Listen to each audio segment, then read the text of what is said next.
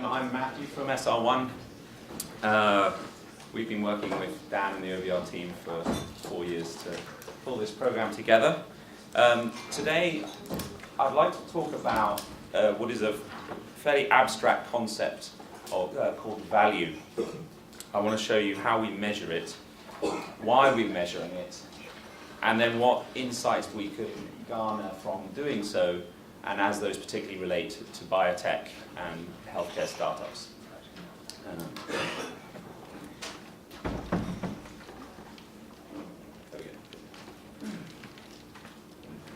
Okay, so first of all, we're not in academia here anymore. We love kind of interesting science, but it's, we've got bigger goals than that.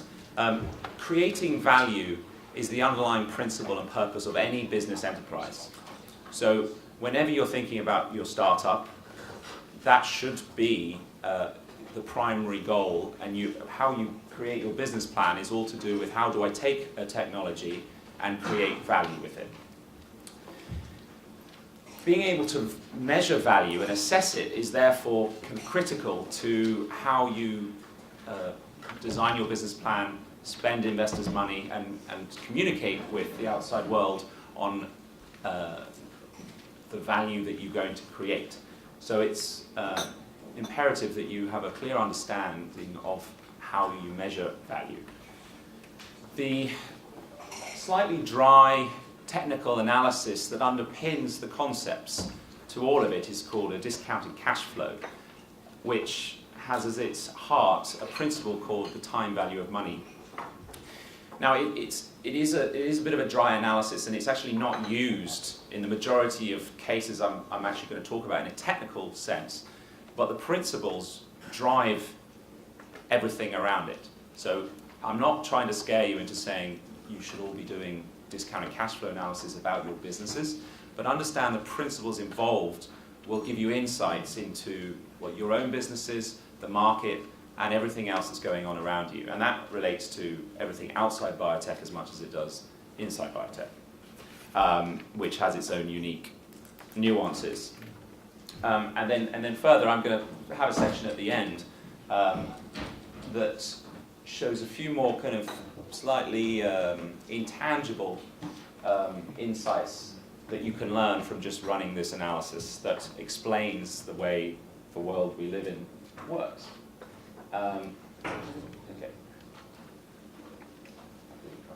Okay, as I said, the goal of business enterprise is to create monetary value to its shareholders. You, as the founder, are the shareholders. When you get investors to invest in your business, they also become shareholders, and so delivering value to both of you, both groups, is what you should be aiming for. So, being able to assess value is therefore critical in knowing whether you're going to create it or not. It actually drives all decision making. It is not just a technical exercise that we go to say how much is a business worth. It actually relates to all kinds of much smaller decisions in any business. Do I build a new factory? If I've got a business that's got a kind of manufacturing constraint, I'm going to have to go and build a new factory. That's going to give me an opportunity to increase my revenues, but it's going to cost me a lot. So how much value does it create by doing that? How much more revenue does it produce? Is that more than the cost to build the factory? If it is, it's a value-creating decision, so I should do it. If the cost is prohibitively expensive, and although my revenues will go up, they don't go up enough, I shouldn't do it. And it really underpins all kinds of kind of seemingly disconnected elements, like rolling out an employee training program. The training program has a cost. Employees are away from their desks for 3 days. But ultimately, if they come back and are more happier, more productive, don't leave. You have a kind of longer life cycle for employees. They don't leave every 6 months. It will have been a value-creating decision. You wouldn't build a discounted cash flow analysis on an employee training exercise, but its concepts are the same. So, here's a basic example, nothing to do with biotech.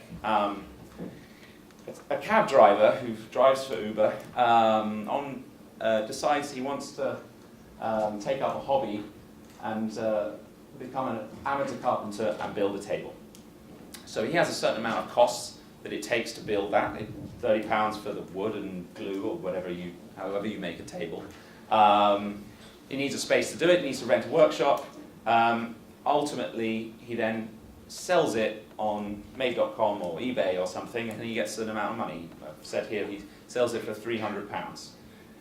Once he's taken off those costs, he ends up with a profit of £84.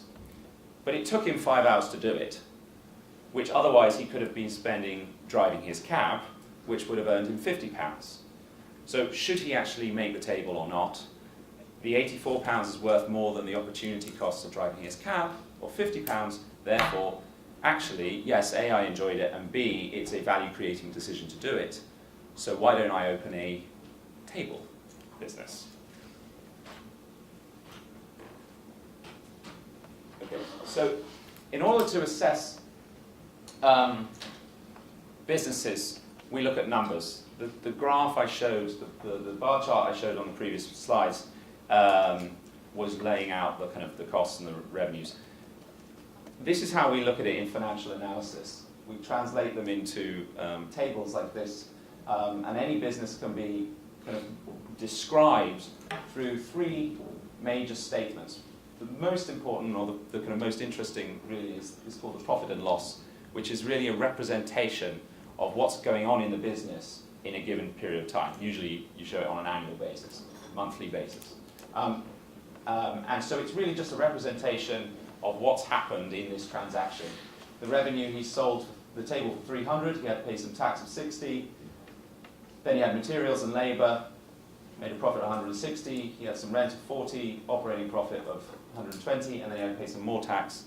Tax gets you every time, net profit of 84. So it's just the same information that I described, but translated into financial statements. And I'll show you why the financial statements are relevant. The other 2 statements that are involved are called the balance sheet and the cash flow statements. I encourage you to do some background reading. I'm not going to go through those now. Terry the cab driver is now Terry the carpenter, and he's decided to open up full-time and open a kind of bespoke furniture business. So he builds and sells 100 tables. He's intending to kind of make this an ongoing business. In 2015, he said 100 tables. In 2016, he's going to grow and roll out and make it a very successful business. In the background, a large design company is looking for, growth opportunities of itself. One way that companies grow is by buying smaller, faster-growing companies, like Terry the carpenter. So they've taken notice of his business and are interested in potentially approaching him to buy it. So this is now a question for them in terms of what is that business worth and how much should they pay for it.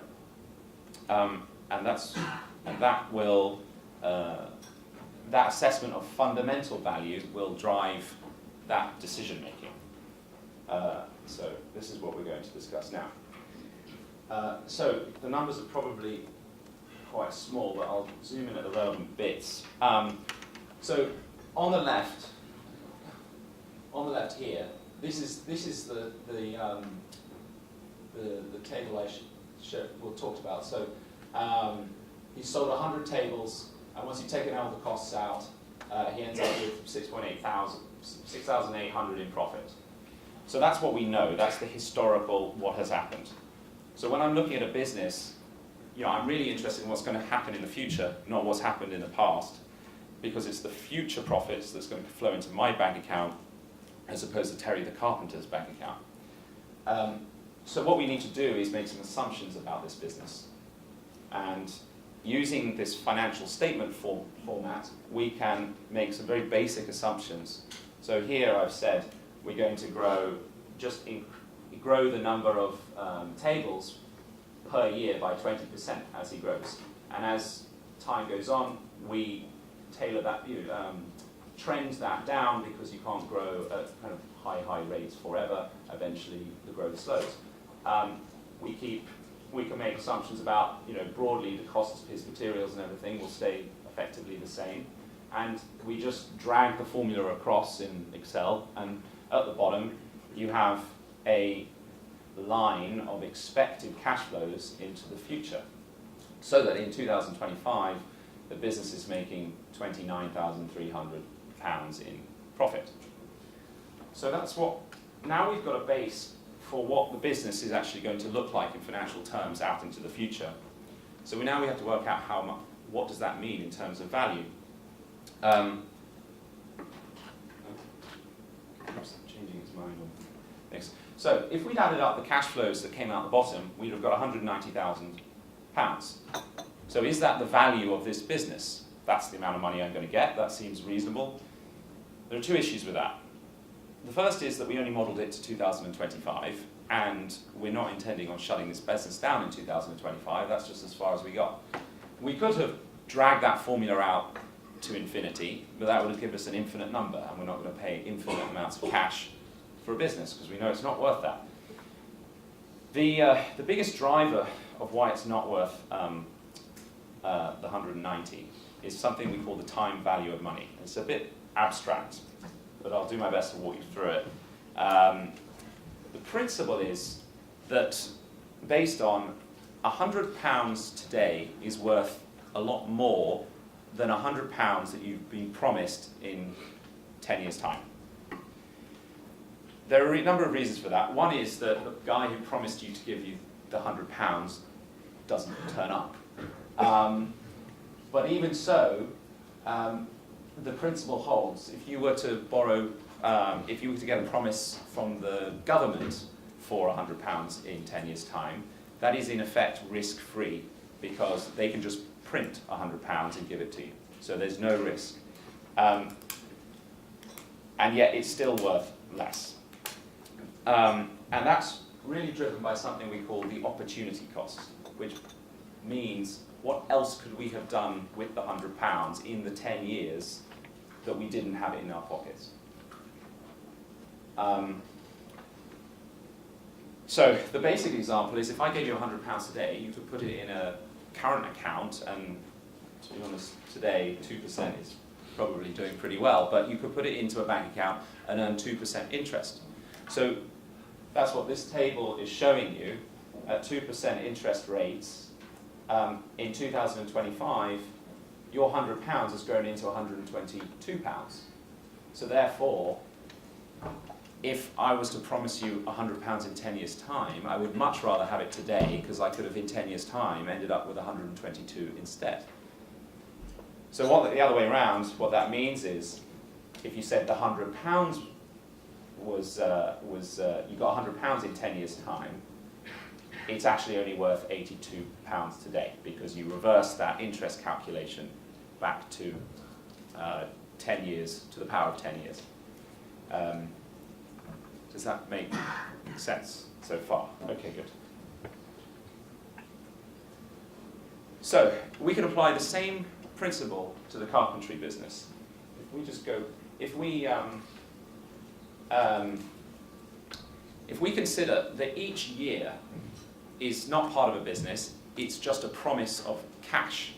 So in 2025, the business is kind of this ongoing operating business that's constantly rolling. But if instead we just consider what it is an opportunity, a promise that in 2025 I'm going to get a check for £29,000 and just focus on that basic concept, and then separately consider that in 2024 I'm going to get a check for £28,000 and just segment those particular facts in a very kind of cold and dispassionate way into promises, a series of promises of cash.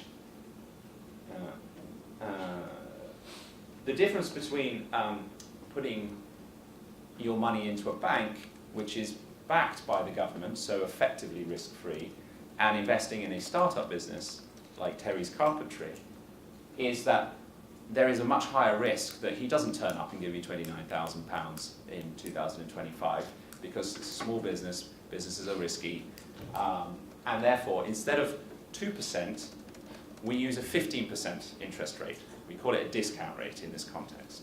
And the reason for that is, what else could I be doing with my money?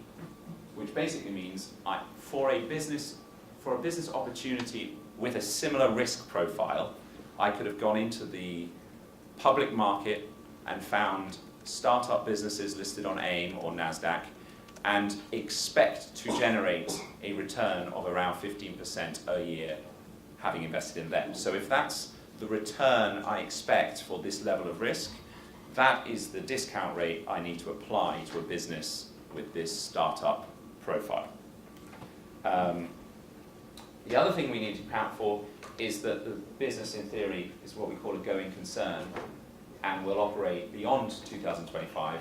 It will grow into the future, and we make a kind of simplifying assumption about that.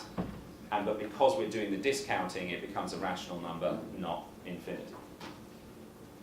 So this is the same kind of cash flow forecast that we saw earlier, and then this is the bit where we layer on the discounted cash flow element to it. So here is the line of cash flows. There is the 29,000 that I promised you in 2025. We have then, this is now 10 years into the future. We have used 15% as our discount rate.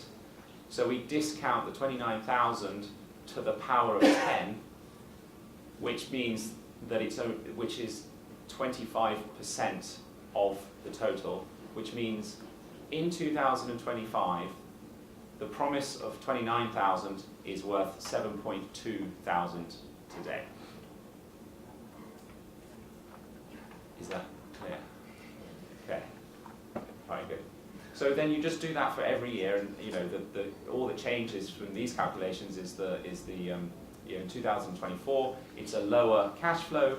You discount it by a lower number of years, and actually, even though it's a lower cash flow, the value of it today is higher than the 7.2. So great.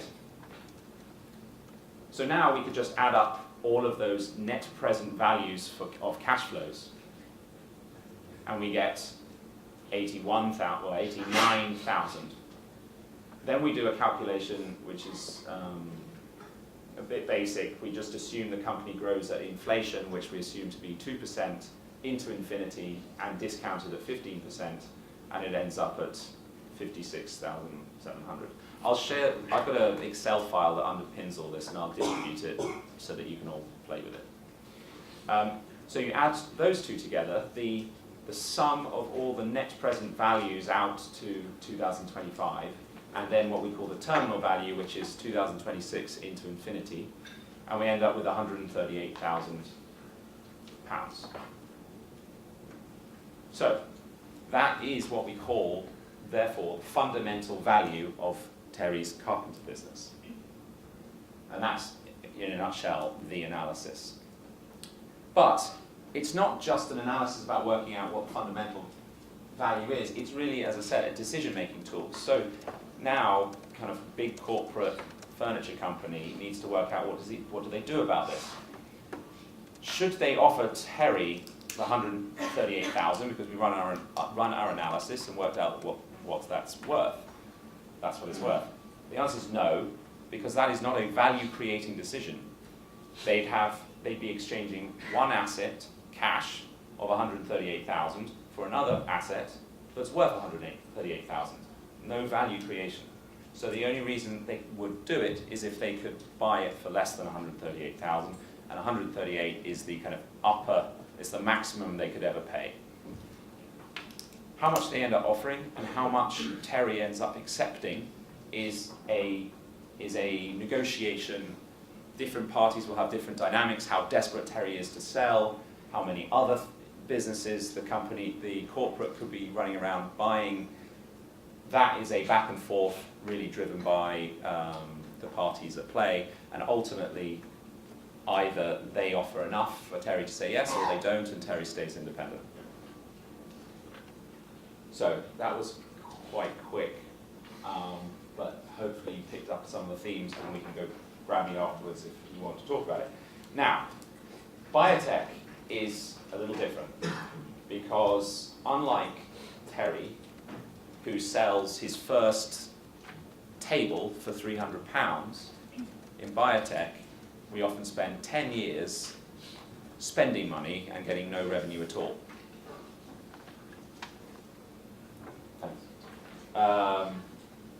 And therefore, you need to make an adjustment. So, you guys in the audience, you've just started your biotech business. Well done. Everybody's happy. Your business is a small molecule cancer therapeutic based on a very extremely novel and innovative target. You're where you are today, which is likely in what we call the discovery phase. From here to the time the FDA gives you approval, it's going to be about 10 years and probably going to cost you in the region of £200 million to fund that development. So that's all negative cash flow, not positive. But your drug is going to change the world, and when it finally gets there, it's going to sell for it's going to sell $1 billion of revenue a year. Ilan mentioned what was it? What was Ritux, which was $8 billion a year by the end of something ridiculous like that. So yours is just as impressive, and that's fantastic. In innovation, drugs are protected by what we call patents, intellectual property, but that has a life expectancy. So 10 years after you get to market, there will be, as an assumption, that patent expires, and now everybody else can make your drug and sell it. It doesn't cost very much to make the drug, therefore the price falls from hundreds of thousands to basically nothing. And so to simplify things, we just assume there is no more business after your patent life has expired. So you've got 10 years of development, which is just spending money, and you've got 10 years of market, which is selling it and making money. So in the context of that, as a framework, which I know, having seen all of your applications, applies to a large number of you, how much do you think that business is worth? Hands up who thinks it's worth 1 to 50. Hands up if it's 50 to 250. 250 to $1 billion. You're making $1 billion every year for 10 years. 1 to 5 billion. No, okay. So we kind of centered on the 250 to 1 billion was I think where kind of I would say the median ended up. I think we'll just talk about that. Right. So, unlike Terry's carpentry business, where although there is a chance of failure, we take care of that in the 15% discount rate. But unlike Terry, who just goes out and makes his table and sells it, for us, the drugs or your device will often fail and never reach revenues. So you'll end up with your cash flow, which is all negative, and then it dies. And the vast majority will unfortunately go that way. So because of that, we need to risk adjust the cash flows before we adjust them for time. And as I said, bottom, we don't put a terminal value on it because your patent life has expired. So I'm going to zoom in on this. So this is the really depressing bit. Okay, so these are broadly, and the same, to some extent, the same exists for devices and diagnostics, just it's a slightly different structure. So these down the left are the different kind of categories of development phase in drug discovery. So we start with preclinical. Well, today you license the IP from a university or something, and then you kick off into preclinical analysis. Having looked at 50 years worth of pharmaceutical development, we can show with reasonable certainty that there is only a 20% chance that a particular drug will make it through the preclinical phase of the company, of development. There is a 71% chance it will make it through phase 1, 48 through phase 2, 88 through phase 3, and 81 from phase 3 to a market approval. What that means is, if you are looking at a company today which has just licensed its intellectual property from a university, you need to compound all of those probabilities of passing each stage in development on top of each other. And what that tells you is that today there's only a 5% probability that your startup will ever see the light of day in a revenue-generating environment. And I'm being very generous. That number is more like 1. So that causes us, we'll come back to that later. That causes some challenges. What we've done, actually, there we go. So, well, actually,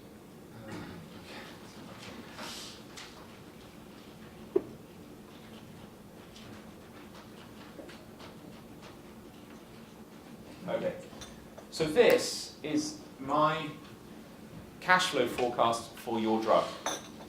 On the top, we have cash flow. This is just the number of millions that you are spending to develop your product. Mouse models, chemistry, manufacturing, scale up, toxicology, whatever it is. And I've said, it's going to cost you 15 million to do that phase 3 bit, preclinical bit. Phase 1 is 10, phase 2 is 20, takes 2 years, phase 3 is 115, takes 3 years. A bit of navel gazing while the FDA considers your fabulous data. And then finally down here, where it really gets interesting, you start making revenues and you scale up. Generally, you assume it takes time to scale up from nothing to what we call your peak market sale. So over 3 years, you scale up to $1 billion. And so that's, and then we take it through to 2037, which is when your patent expires and your revenue falls to 0. Okay, so that is your business. However, this is where we layer on the risk adjustment. So in year 1, well, to be honest, you've kind of convinced Ilan to give you some money to run your preclinical stages, the first 3 years of your development. So he's given you 15 million, well, 16 million I've said here, in cash to run those first 3 years. And no matter what Ilan says, if you've got that cash, you're going to spend it. So there is a 100% probability that that cash flow is going to happen. We know that's going to happen, and because you're going to spend it. As soon as it's left Ilan's bank account, you'll be on the beach. Okay, so, however, the probability that after you've spent all of Ilan's money, that he wants to give you any more money is only 20%, because you've hit a kind of impassable kind of tox signal on your target. Something's changed in the industry, which means your idea is no longer relevant. Whatever it is, only 20% of companies progress from preclinical into first in humans. I told you that that the cost of your phase 1 trial is, well, you won't be able to see it here, but is 10 million here, there, but there's only a 20% probability that it occurs. So 10 million multiplied by 20% is actually only negative 2 million. That sounds like a good thing, because you get to spend 10 and you're only actually incurring a 2 million hit on your valuation. And we roll that out. So even when in 2024, when we're spending 50 million a year in your what we call pivotal phase 3 trial, actually because I told you that the probability to ever reach revenue is only 5% in my assumptions, which are generous, in 2024 we're multiplying that 50 million by 7%. So actually you're only taking a 3% hit, 3 million hit to your value. That all sounds great. The problem is, the problem is that once you've started earning revenues, they also need to be discounted for risk. To the point where in 2036, you've made $1 billion of revenue. I've assumed there are some costs. You need to pay people to market your drug, you need to manufacture it. So I've said $1 billion of revenue translates into 500 million of profit. But there's only 5% probability it ever occurs. So your $1 billion in revenue only translates into 25 million in value based on the probability it will ever occur. Then you need to discount for time, because that promise of 25 million in risk-adjusted cash flow is 20 years away. And we're layering on 15% discount rate, which means 5%, which means $1 billion in revenue in 2036 is worth $1 million. So now, we don't have to deal with the terminal value, as I said, because your patent's just expired. You add up all of these negative cash flows across the top and positive cash flows across the bottom, and your $1 billion drug is worth $4 million today, which is quite a stark disconnect between what sounds like a really interesting economic opportunity, but in the context of the harsh realities of economics, it's a little depressing. But it's something we have to live with on a daily basis.